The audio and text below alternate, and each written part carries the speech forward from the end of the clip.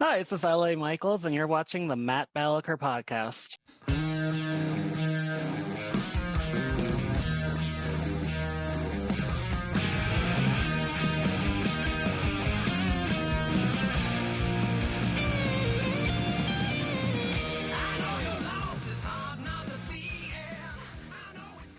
Hello, good people out there. Thank you once again for tuning in to the Matt Balaker Podcast. It always makes me feel so warm and fuzzy. So please be sure to like, subscribe, and share with any of your friends or casual acquaintances that might be unfamiliar with this program. So I am really enthused to have today's guest because recently I've seen several headlines referencing quiet quitters or people being happy with mediocrity.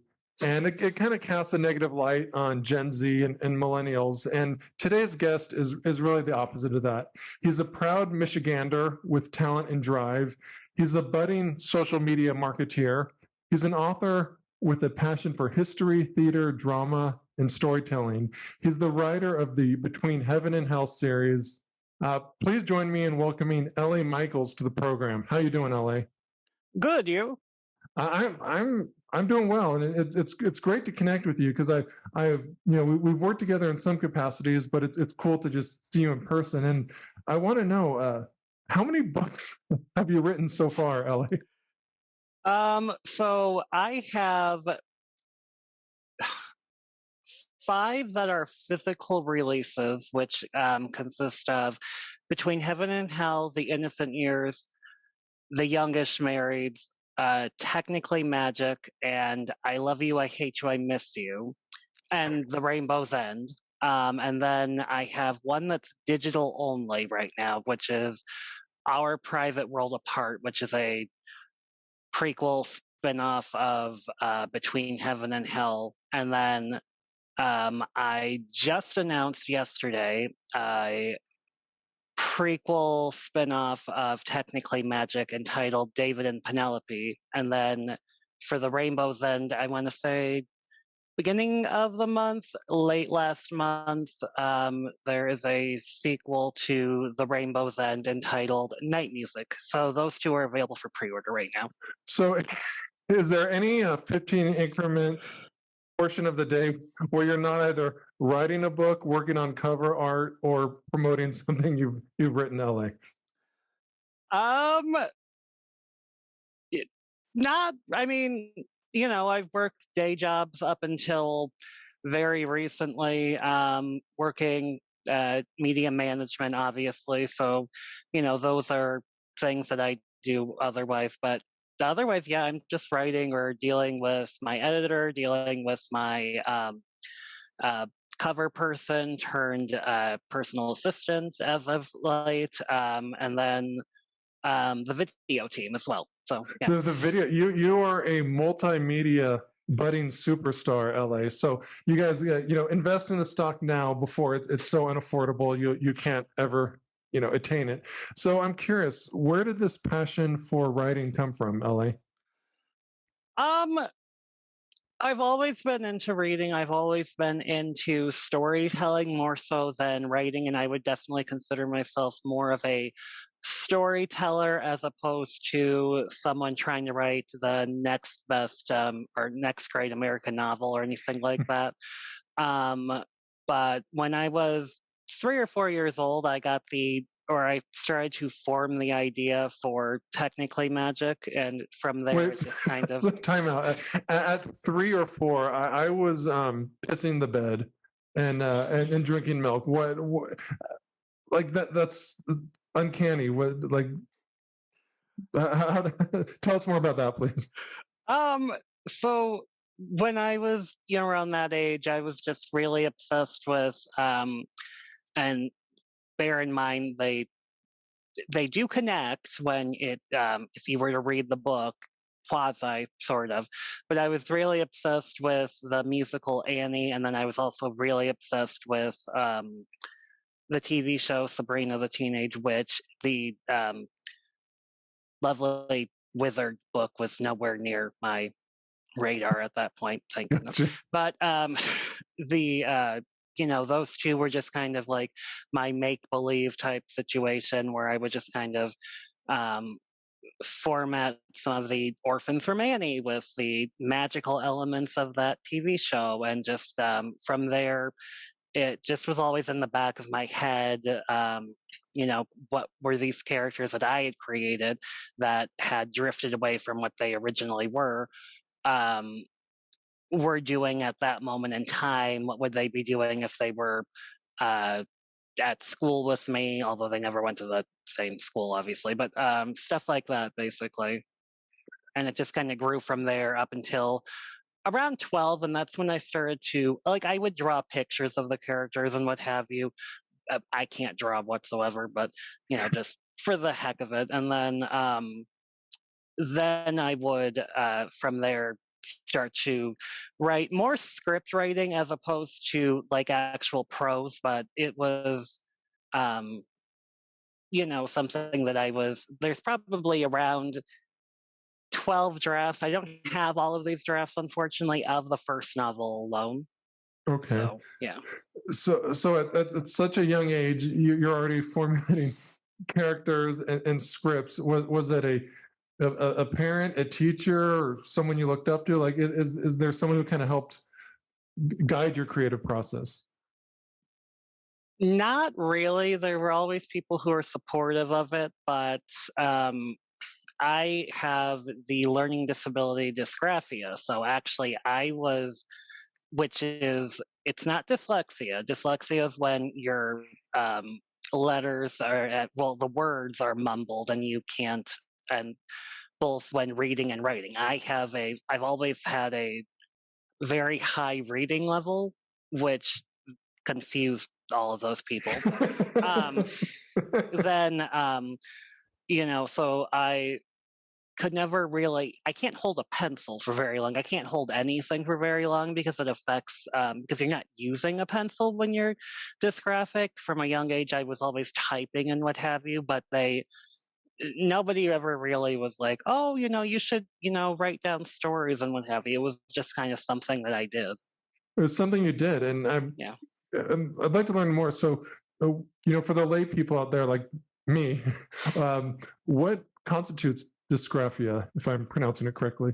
Yep. So dysgraphia is when you cannot. So say you have a lowercase e, it could technically look like a G, a lowercase g, or a P could look like a Q or a 9 or what have you. And then even with other letters, like I can write, for whatever reason, S was always backwards. The number 2 was always backwards. 3 for the longest time was always backwards. Uppercase E's, just any letter. It's gotten better, but my handwriting is illegible. And then another issue that comes with it is punctuation placement. So there's definitely a good reason why I have an editor. I mean, I need one regardless. But so that's basically what it means. So you have this condition, and it certainly hasn't held you back from creating. What is the first published work you put out there, Ellie? The first thing that I ever did publicly, technically, that wasn't like, Between Heaven and Hell is my first, but the first thing that I ever wrote that was like a big deal, I guess we'll say, would have been in, I want to say, first grade. I wrote an adaptation of some fairy tale. I can't remember which one. I want to say Rapunzel, that I got to read to my kindergarten teacher's current class. So that was fun. So no finger painting. You're adapting the story of Rapunzel and her great hair. Yeah. What tweaks did you make to this classic fairy tale? I can't remember, to be honest with you. Just I think it was just like a quasi straightforward, but maybe a few tweaks here or there. But then in oh gosh, what grade was it? Fourth grade, fifth grade. I was at the Boys and Girls Club, and I had gotten the chance to write a few short plays. I could not remember what the subject was on them that we got to. We got to the rehearsal period, but even the plays that they tried to put on, they never ended up producing. So that was fun to do as well. So you're adapting fairy tales. You're writing plays. You said Heaven and Hell was your first kind of published work. Please take us through that process, like from creating the idea to putting it on Amazon and other outlets. Sure. So Between Heaven and Hell originally was entitled The Grosse Point Project, and it was always intended to be a web series. This was before Netflix and they were around, but there wasn't anything on them that was like their, show, like House of Cards or Orange is the New Black. This was before this. This was when I was in 10th grade. Yeah, 10th grade. So I was huge obsessed with all of those teen dramas that were on like the CW and those types of shows back then. And the 90210 reboot was on, and I was like,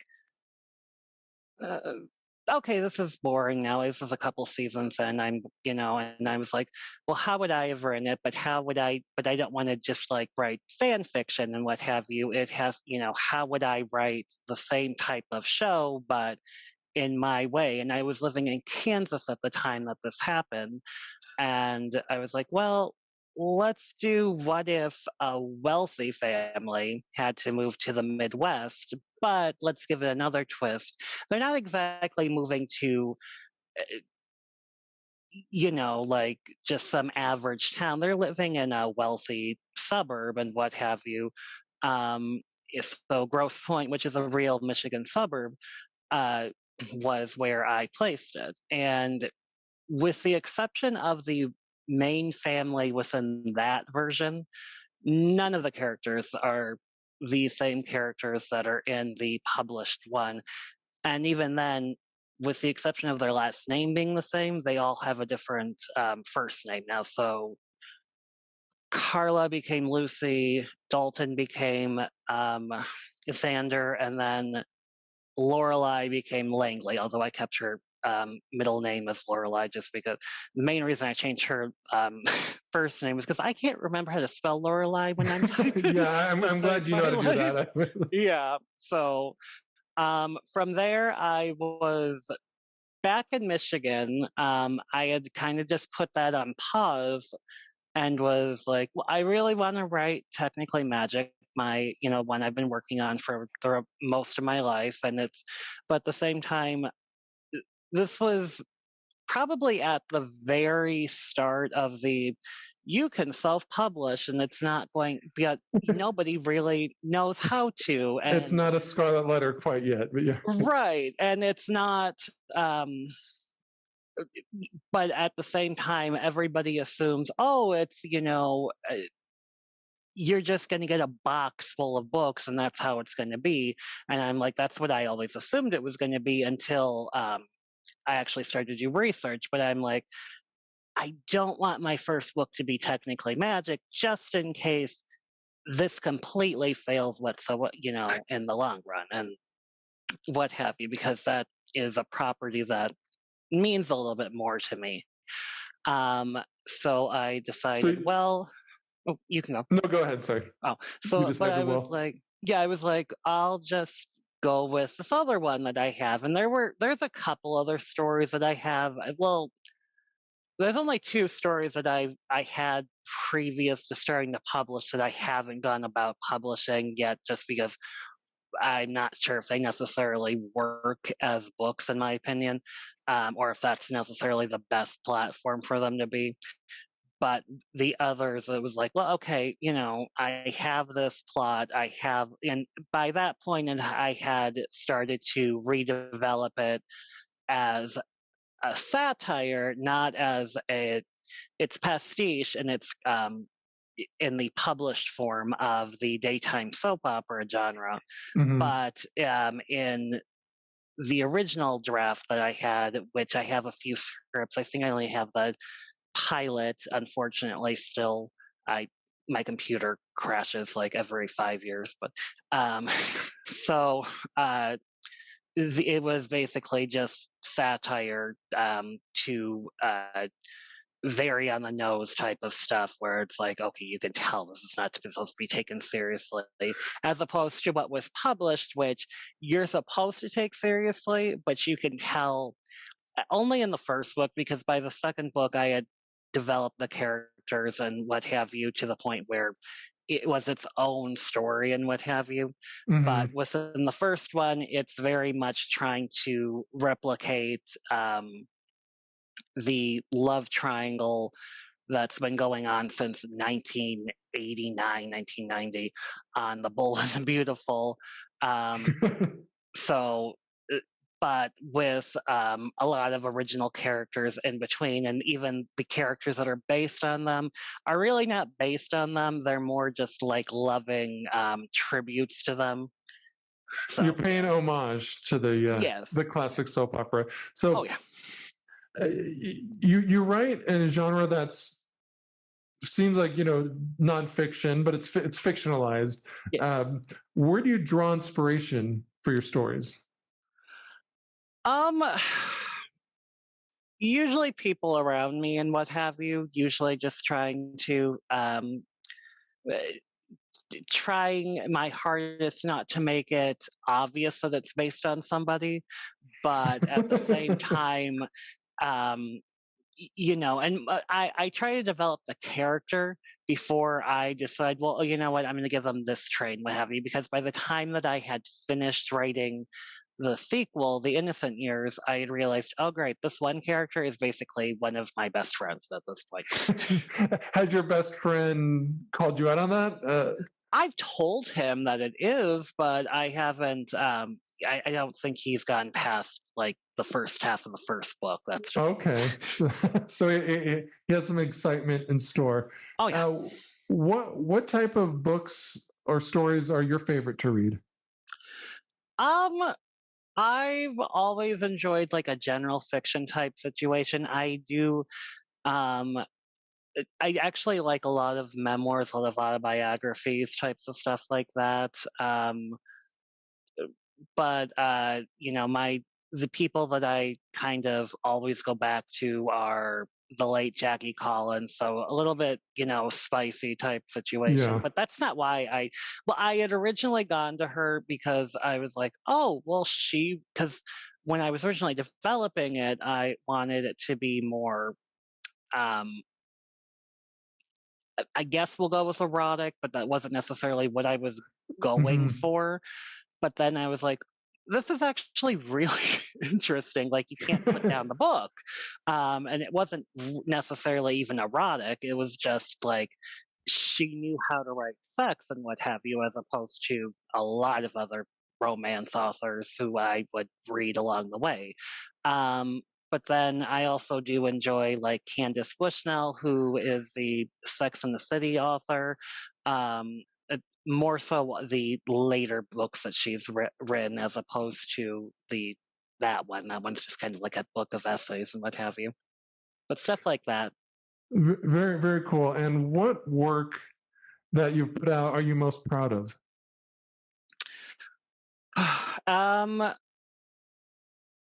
Probably technically Magic or The Rainbow's End. One of those two, just because with The Rainbow's End, it was me taking two characters from the Between Heaven and Hell series, but basically having to retell that entire, well, basically everything up until that point, but from the perspective of a teenage audience as opposed to a more general, more adult audience as opposed to that, and also giving them much more depth, because the main series is supposed to be a soap opera, whereas this one was supposed to be not necessarily the real world, but, oh my gosh, this is how people would react in the real world, as opposed to what have you, on a soap Hmm. opera where it's like, oh, just another day. Whereas it's like, in the real world, it's like, this just happened, that just happened. How can we deal with this on a daily basis, basically? Nice. And so for people listening are curious about your work and want to buy it, like Mhm. tell us more about the Rainbow's End, because I know you've done a lot of work on that. Who tends to enjoy it the most? Who are the buyers generally? For the Rainbow's End, I would say that the main audience would be um, one, it's a young adult novel, so teenagers to 20 somethings, but I mean, anybody could read it. Well, teenage plus can read it. Yeah. Um, but it's I won't give it to my 7-year-old yeah, I any. wouldn't. That would not necessarily be. But so it's definitely for an LGBTQ audience and definitely a female-driven audience. Which I would say all of my books are more on the female-driven audience Yeah, I mean, I think situation. that's kind of an interesting kind of Mhm. Venn diagram of LGBTQ and female. Yes. Um, so for the female, it would, and I know you don't know all your buyers and readers. No. Would you say it's primarily straight females, or where on the spectrum would you say that I the would female have to say readership comes from? probably. I don't know, obviously, but I would have to say They don't send probably. you and check a box. Right, but like I would go with somewhere between probably straight, but also probably a queer audience as well in terms of those female readers. But I'm not necessarily. I don't know, so I Mhm. don't. It could be the straight football player and That's true. Arkansas. You Yeah, never yeah. know, Of but course not. Yeah. I don't. I'm There's going to probably a lot of presume. those. Yeah. Yeah, but I'm going to presume it's the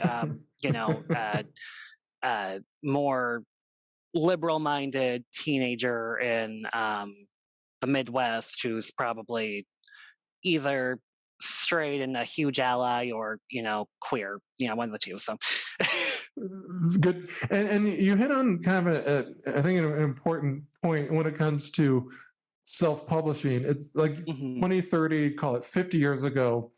If you wanted to put something out there, LA, it had to be like to the masses mhm. because there's so much money.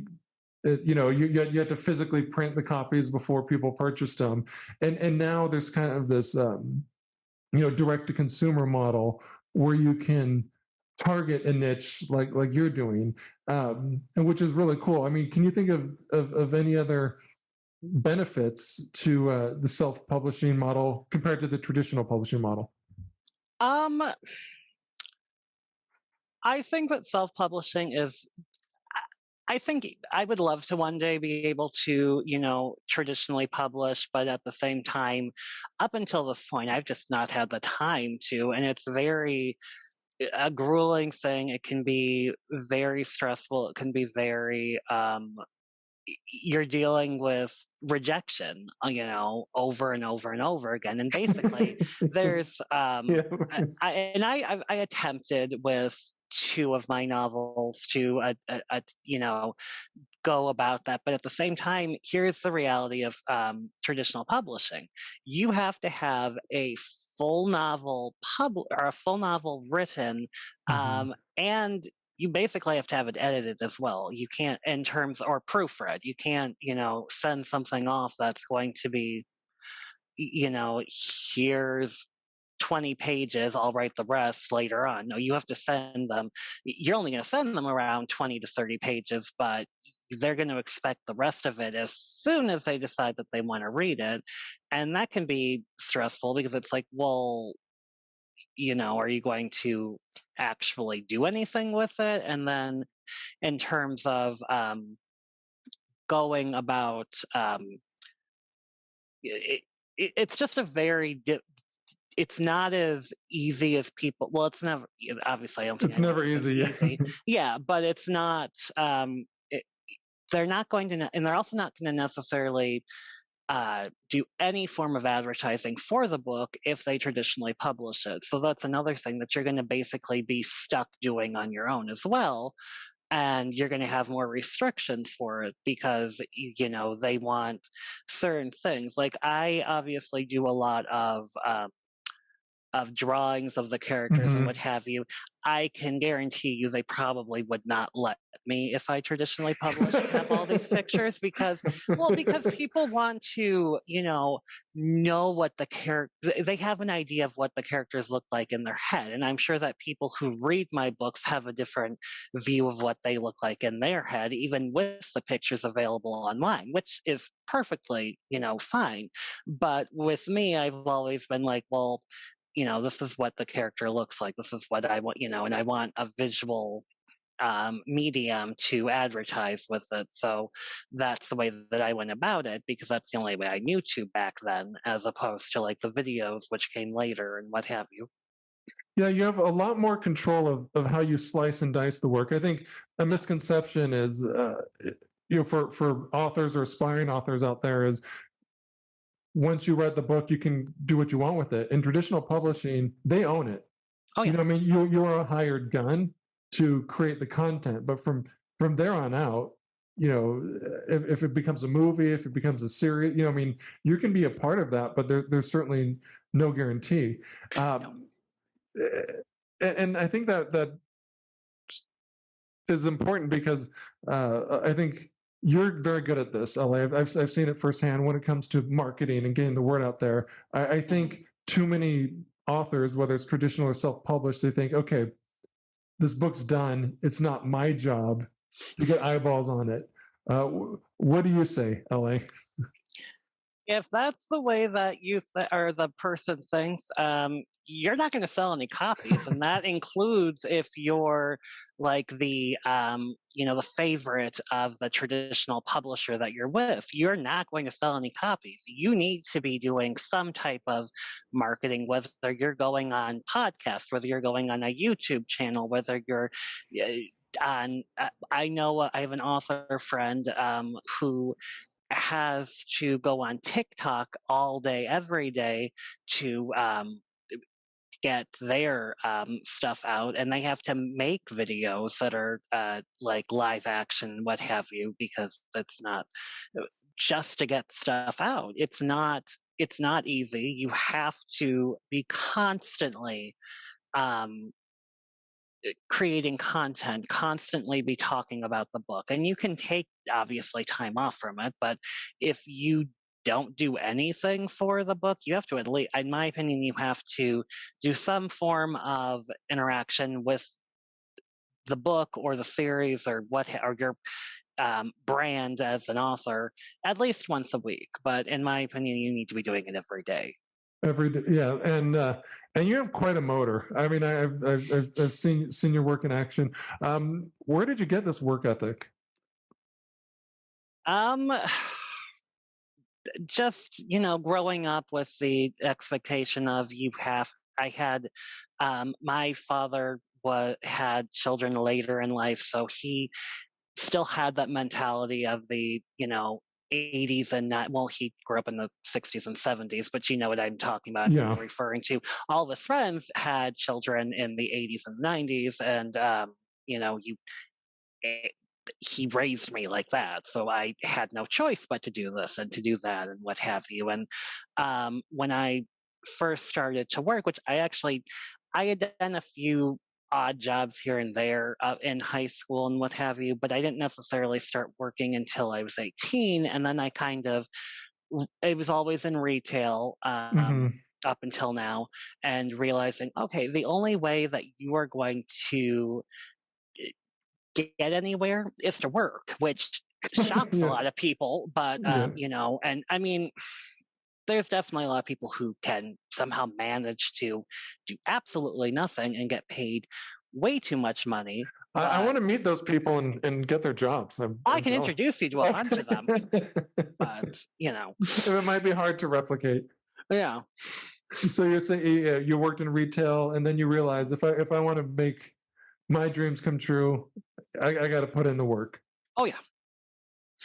And what's something you know now that you wish you knew when you were younger?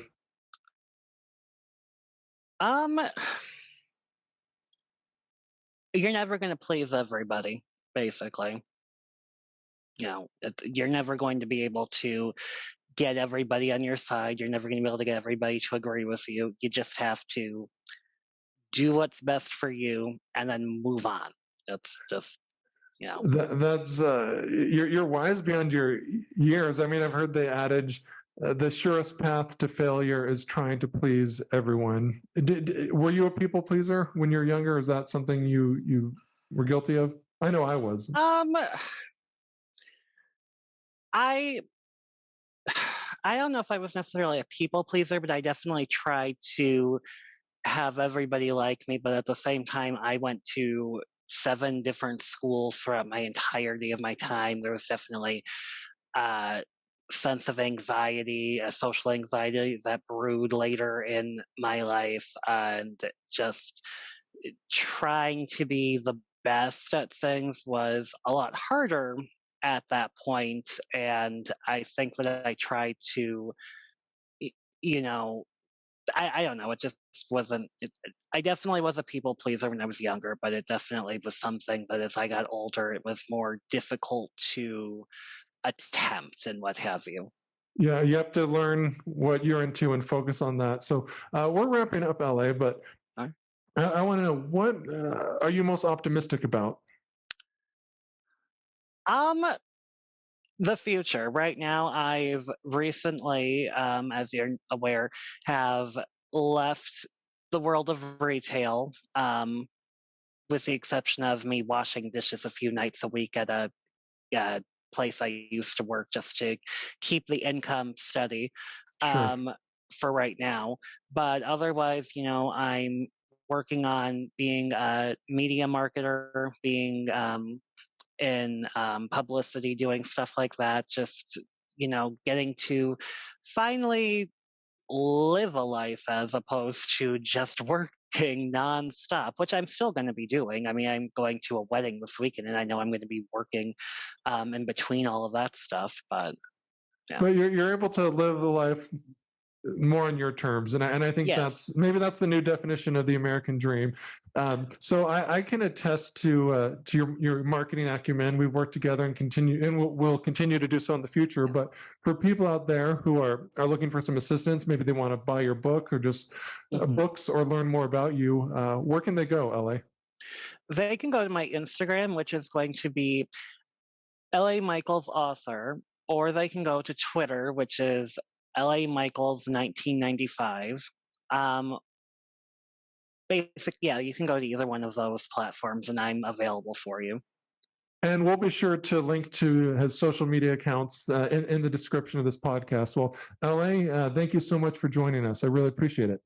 Thank you. Thank you for listening to this episode of the Matt Balaker Podcast. To learn more, please check out mattbalaker.com and encourage your friends to like, subscribe, and share. Really appreciate it.